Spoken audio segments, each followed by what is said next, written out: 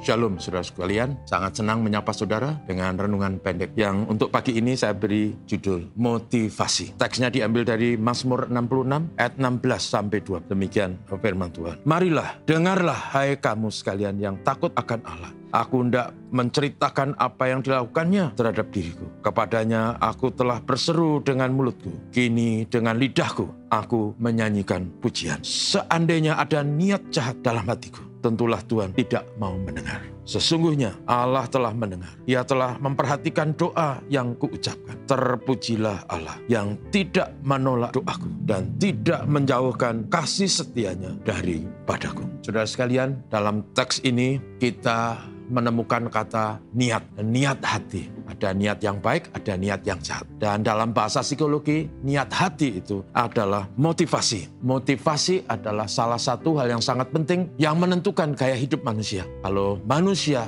tidak punya motivasi, manusia tidak punya keinginan, tidak punya tekad, dan tidak punya keberanian. Karena itu motivasi menjadi sangat penting yang menentukan hidup manusia. Sayangnya, bicara mengenai motivasi itu ada dua hal. Ada yang jahat dan ada yang baik. Tentu kita ingin berbicara mengenai motivasi yang baik. Saudara sekalian, kalau kita bicara mengenai motivasi yang jahat, kita bisa temukan misalnya dalam Ulangan 16 ayat 19 berbunyi demikian.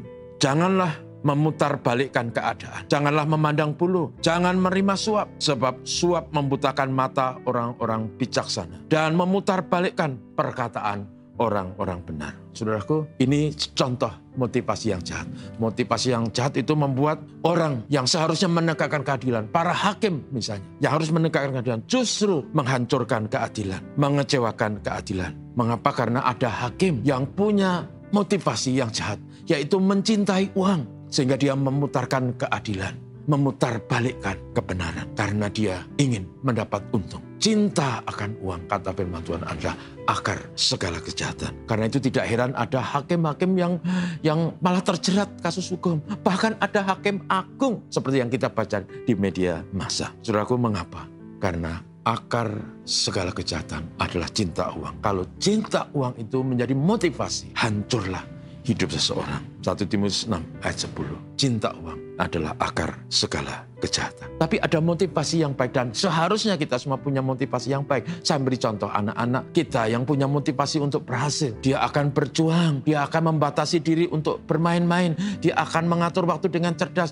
Bahkan dia rela mengurangi jam tidur, tidak main games, dia tertib belajar. Itu motivasi yang sangat baik. Sehingga dia berhasil punya nilai yang baik di sekolah. Bahkan kemudian dapat beasiswa gratis sekolahnya dan meraih cita-citanya. Saudaraku, karena ada motivasi yang baik.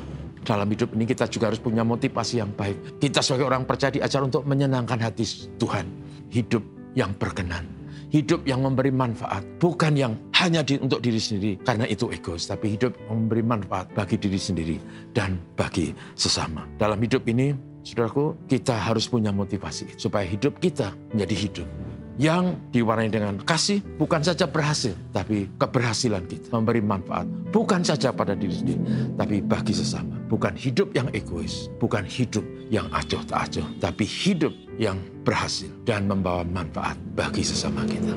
Dan karena itu, kita perlu motivasi yang baik. Tuhan memberkati kita, mari kita berdoa. Tuhan, kami berdoa, kiranya hari ini menjadi hari yang baik untuk kami semua. Kami berdoa untuk negeri tercinta, negeri kami Indonesia, yang di hari-hari terakhir ini akan menjadi momentum yang agak mengkhawatirkan. Karena akan ada transisi kepemimpinan. Doa kami semua berjalan lancar dan baik, dan program-program pemerintah yang sudah sangat baik demi rakyat banyak akan bisa diteruskan oleh Bapak Prabowo dan jajarannya dalam periode kepemimpinan berikutnya. Berkatilah Indonesia, damai tentram, Pancasila tegak, undang-undang dihormati, keadilan ditegakkan, korupsi dibantas tuntas. Berkati kami semua. Haleluya. Amin. Selamat pagi.